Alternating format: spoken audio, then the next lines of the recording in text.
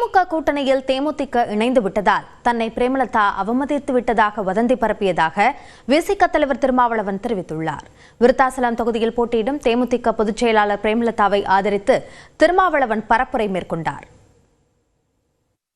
நம்முடைய கூட்டணி கட்சி வேட்பாளர்களை எல்லாம் அறிமுகப்படுத்துகிற போது விருத்தாசலத்தில் திருமதி பிரேமலதா விஜயகாந்த் என்று சொன்னேன்.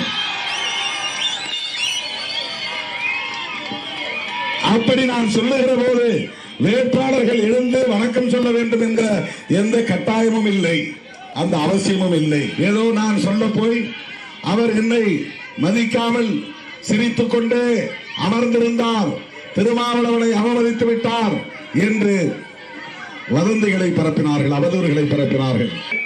எனக்கும் திருமதி பிரேமலதா விஜயகாந்த் அவர்களுக்கு இடையில் எந்த முரண்பாடும் இல்லை, இடைவெளி இல்லை, பாகுபாடு இல்லை, அவமதிக்க வேண்டிய அவசியம் இல்லை.